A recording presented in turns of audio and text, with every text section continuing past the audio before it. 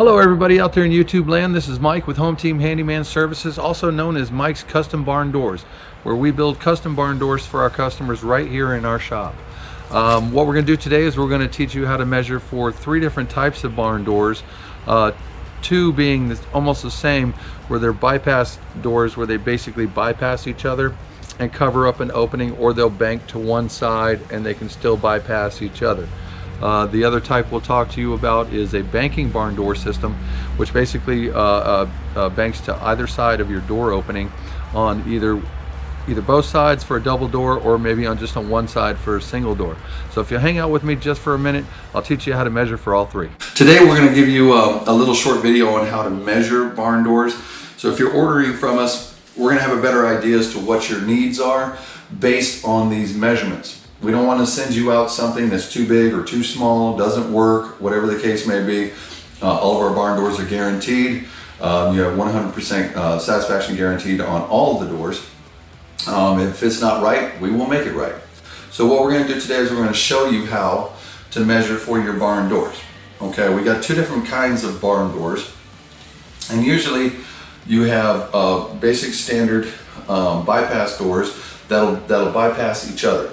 Okay, just like closet doors, like in this opening, if you're measuring from here to here, then those doors will bank to one side and you'll have just this little opening on this side. Okay, but then you can slide it shut so both of your doors are completely shut. Now, bypass doors are a little bit different on the measuring than regular standard banking doors, okay, which bank to the side. They don't bypass each other at all, they just bank to the side. So what we're going to do is we're going to take measurements and I'm going to show you what we're doing. First, we're going to hook the outside of this trim, okay? The reason why is because when the doors are open, we want this trim to show.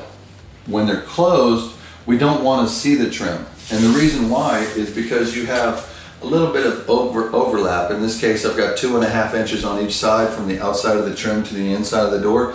But what that does is it gives us privacy, but it also keeps light from coming into the room. It doesn't matter if it's a closet or a huge office space, whatever the case may be. We want to give you some privacy, and we also want to cover up this trim in order to diffuse some of the light that might come in through the side. So again, we're going to measure from the outside of the trim all the way to the outside of the trim. So in this instance, I have 53.5. Okay, so that gives me 26.75 inches for each door. Okay, so each door on each side for a banking door system is going to be the same. It's going to be 26.75 on each door.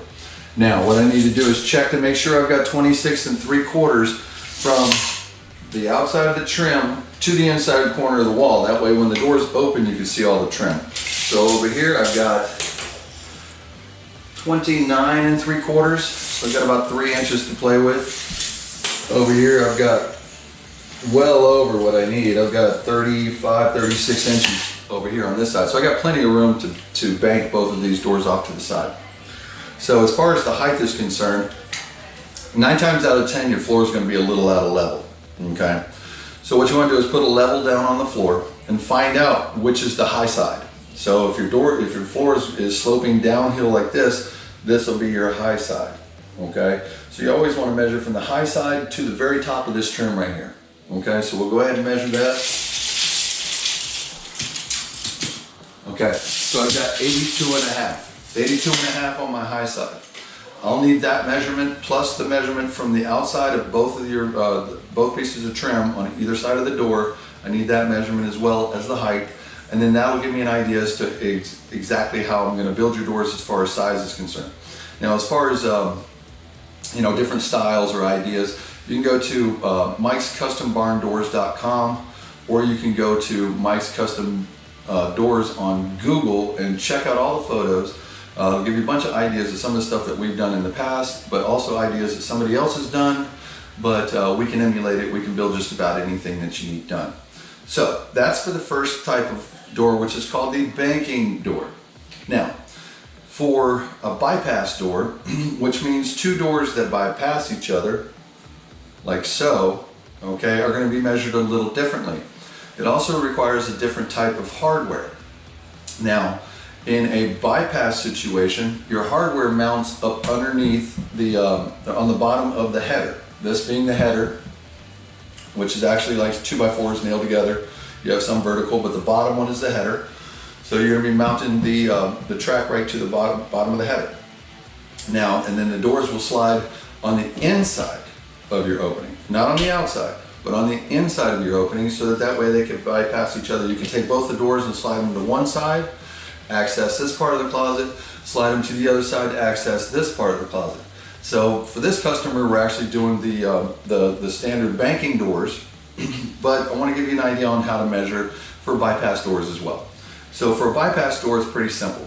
You just butt your tape measure to the inside of the opening and read to the inside of the opening. Here I've got 4 foot and a quarter inch, which is 48 and a quarter inches, okay?